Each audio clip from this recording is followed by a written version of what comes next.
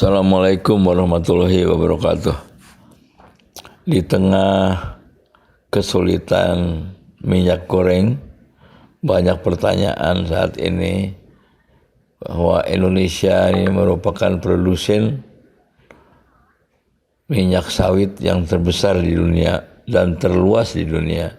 Tapi mengapa minyak goreng justru menjadi mahal? Ya.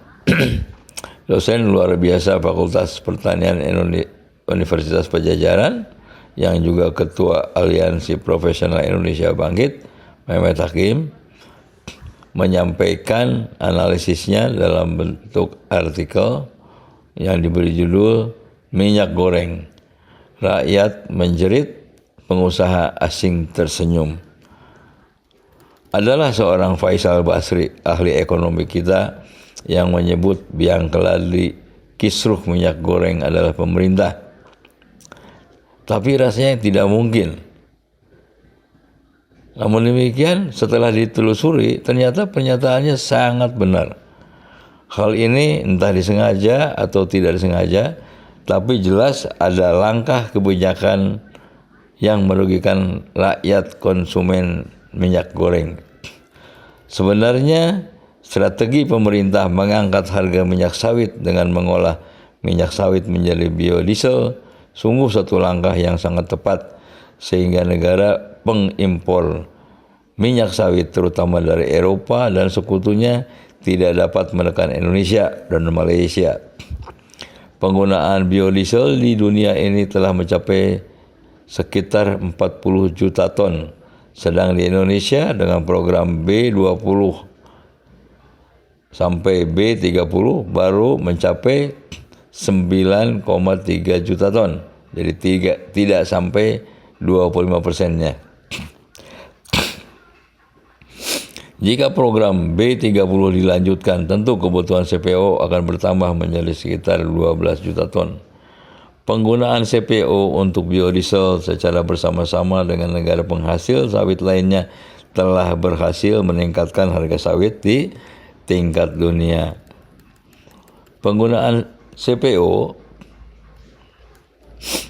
menjadi bensin sawit atau kadang juga disebut bensa juga telah menambah kecemasan dunia akan harga minyak kelapa sawit.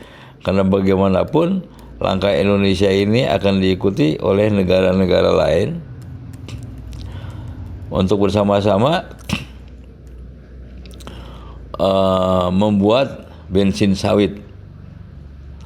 Ya, artinya secara logika pasokan ekspor akan berkurang. Akan tetapi jika saja pemerintah menerapkan teknologi manajemen akar atau yang disebut production force management, produktivitas kelapa sawit dapat ditingkatkan sampai 50% tanpa ada penambahan areal dan penambahan biaya yang berarti. Ini berarti harga pokok produksi minyak sawit akan turun dari 400 sampai 500 sampai 450 US dollar per ton menjadi sekitar 300 sampai 350 US dollar per ton. Keuntungan ini adalah keuntungan yang bisa menjadi kenyataan kelak. Semakin rendah harga pokoknya, tentu keuntungannya akan semakin tinggi. Data memperlihatkan alokasi minyak sawit untuk minyak goreng dalam waktu 2 tahun ini dikurangi 2,9 juta ton karena digunakan untuk menambah kebutuhan biodiesel dan oleochemical. Seharusnya alokasi minyak sawit untuk minyak goreng justru ditambah sekitar 1 sampai 1,5 juta ton. Yang harus dikurangi adalah alokasi ekspor, bukan alokasi untuk minyak makan. Ini memang kebijakannya aneh ya. Ekspor terus jalan, tapi minyak makannya dikurangi, ya pantas saja. Jadi agak supply di dalam negeri agak kurang jadinya. Dengan tingginya harga CPO, tentu para pengusaha kelapa sawit yang didominasi oleh pengusaha asing ini tentu ingin ekspor sebanyak mungkin dengan segala usaha tentunya. Ini sebagai gambaran ya dari sumber data olahan minyak makan tahun 19 itu hampir 10 juta ton. Tahun 21 menjadi 7 juta ton. Selisihnya ada 3 juta ton. Oleochemical 1 juta ton. Tahun 21 2 juta ton. Sehingga harus ditambah 1 juta ton. Biodiesel 5,8 juta ton menjadi 9,3 juta ton. Jadi kekurangan 3,5 juta ton.